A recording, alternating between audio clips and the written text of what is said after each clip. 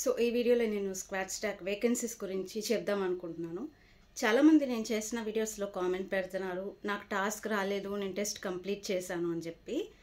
So test complete చేసిన ప్రతి ఒక్కరికి టాస్క్ వస్తుందా రాదా అని నేను చెప్పలేను. ఎందుకంటే నేను కంపెనీ హెచ్ఆర్ని కాదు, నేనేమి రిక్రూట్ చేసుకోవట్లేదు పీపుల్ని. సో నేను జస్ట్ వర్క్ చేస్తున్న ఏజెంట్ని అందులో. సో అంటే వర్క్ ఎలా చేస్తారు, అంటే ఎన్ని కాల్స్ చేస్తే ఎంత శాలరీ వస్తుంది, అందులో ఏమేమి మిస్టేక్స్ అనేవి ఉంటాయి, మిస్టేక్స్ చేస్తే ఎలా రిమూవ్ చేస్తారు, ఏ మిస్టేక్స్ చేయకూడదు, ఏ మిస్టేక్స్ చేస్తే వదిలేస్తారు, ఇలాంటి వాటి గురించి అయితే నేను చెప్పగలను. ఎందుకంటే నేను వర్క్ చేస్తున్నాను, నాకు ఎక్స్పీరియన్స్ ఉంది. బట్ టాస్క్ రావట్లేదు అంటే నేనేమి చెప్పలేను, ఎందుకంటే నేనేమి రిక్రూట్ చేసుకోవట్లేదు కదా. అండ్ సో వేకెన్సీస్ గురించి వస్తే ఎప్పుడు రిక్రూట్ చేసుకుంటారు, ఇప్పుడు ఏ కంపెనీ అయినా సరే ఎప్పుడు రిక్రూట్ చేసుకుంటారు, వేకెన్సీస్ ఉన్నప్పుడే. వేకెన్సీస్ అనేవి ఎప్పుడు వస్తాయి, ఎవరైనా జాబ్ మానేసి వెళ్ళిపోతే వాళ్ళ ప్లేస్లో ఇంకొకరిని తీసుకుంటారు, వర్క్ మిగిలిపోతుంది, అప్పుడు వేకెన్సీస్ వస్తాయి. ఇంకొక వేకెన్సీ ఎప్పుడు వస్తుంది అంటే ఎక్కువ వర్క్ ఉంది, ఆల్రెడీ ఉన్న ఏజెంట్స్ ఎవరు కూడా వర్క్ సరిగ్గా చేయట్లేదు, ఈ కేసులో కూడా న్యూ ఏజెంట్స్ని తీసుకుంటారు. సో ఎప్పుడైతే ఎక్కువ వర్క్ ఉండి మేము వర్క్ చేయట్లేదు, ఇంకా వర్క్ మిగిలిపోతుందో ఆ టైంలో న్యూ పీపుల్ని తీసుకుంటారు. లేకపోతే ఎవరైనా మానేశారు, వాళ్ళు చేసే వర్క్ అంతా మిగిలిపోతుంది, ఆ టైంలో కూడా న్యూ పీపుల్ని రిక్రూట్ చేసుకుంటారు. అండ్ ఈ న్యూ పీపుల్లో కూడా ఎవరిని రిక్రూట్ చేసుకుంటారు, ఎవరిని రిక్రూట్ చేసుకోరు, అది కూడా నేను చెప్పలేను. ఎందుకంటే ఇప్పుడు ఒకళ్ళే కాదు, ఈ జాబ్కి మన ఏపీ తెలంగాణ 2 స్టేట్స్ నుంచి చాలామంది అప్లై చేస్తారు. సో ఎంతమంది అప్లై చేస్తారో నాకు తెలీదు, అప్లై చేసిన వాళ్ళల్లో ఎవరిని తీసుకుంటారో అది కూడా నేను చెప్పలేను. బట్ అప్లై చేసే ప్రాసెస్ అయితే చెప్పగలను, ఎలాగే ఎగ్జామ్ క్లియర్ చేయాలి అనేది అయితే నేను చెప్పగలను. ఫస్ట్ గ్రామర్ టెస్ట్ ఉంటుంది, అది క్లియర్ చేయాలి. నెక్స్ట్ స్పీచ్ అసెస్మెంట్ ఉంటుంది, అది క్లియర్ చేయాలి. తర్వాత 2 క్లియర్ చేసిన తర్వాత ఎలాంటి మిస్టేక్స్ లేకుండా ఉంటే అప్పుడు మనకి అసెస్మెంట్ ఇస్తారు, టాస్క్ గురించి ఇస్తారు. ఆ టాస్క్లో కూడా అసెస్మెంట్ ఉంటుంది. రెడ్ బస్ టాస్క్ ఉందనుకోండి, అసెస్మెంట్ ఇస్తారు. మాక్ కాల్స్ అనేవి ఉంటాయి, మాక్ కాల్స్ అన్నీ కూడా క్లియర్ చేయాలి.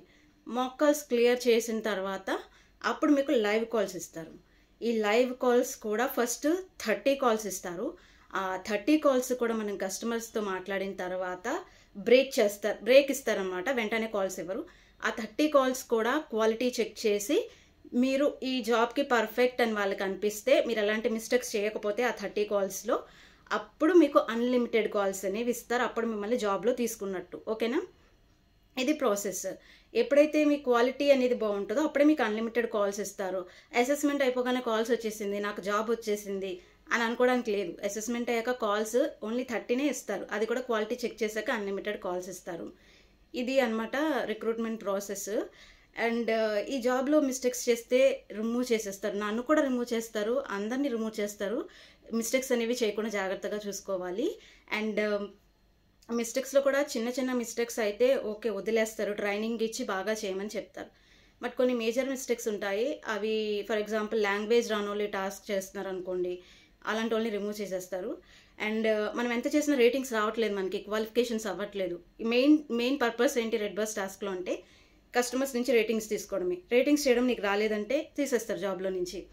ఇట్లాగా మేజర్ మిస్టేక్స్ చేయకూడదు, చేస్తే రిమూవ్ చేసేస్తారు. సో ఇది అనమాట, ఎలా రిమూవ్ చేస్తారు, ఎప్పుడు రిమూవ్ చేస్తారు ఇవి కూడా నేను చెప్పలేను. నేను చిన్న చిన్న మిస్టేక్స్ చేస్తాను, అప్పుడప్పుడు నాకు వార్నింగ్ ఇస్తారు, మళ్ళీ తర్వాత నేను మిస్టేక్స్ని చేయకుండా మార్చుకుంటూ ఉంటానన్నమాట. బట్ మేజర్ మిస్టేక్స్ చేస్తే రిమూవ్ చేసేస్తారు. నేను చెప్పలేను ఎప్పుడు రిమూవ్ చేసేస్తారు, ఎవరిని రిమూవ్ చేసేస్తారు, అంతా మనం చేసే వర్క్ మీద ఉంటుంది. సో వేకెన్సీస్ గురించి నేను చెప్పలేను. ఈ ప్రాసెస్ ఎలాగ ఎగ్జామ్ క్లియర్ చేయాలి, ఎలాగ వర్క్ చేసుకోవాలి, ఎలా శాలరీ ఉంచాలి, ఇది మాత్రమే నేను చెప్పగలను. అంతేగాని వేకెన్సీస్ ఇప్పుడు ఉన్నాయా లేదా, మిమ్మల్ని తీసుకుంటారా తీసుకోరా, మీకు జాబ్ వచ్చిన తర్వాత రిమూవ్ చేస్తారా రిమూవ్ చేయరా, ఇవన్నీ నేను చెప్పలేను. చాలామంది నన్ను అడుగుతున్నారు డౌట్స్. సో ఇది స్క్వాడ్ స్టాక్ వేకెన్సీస్ గురించి and the process of removing and all.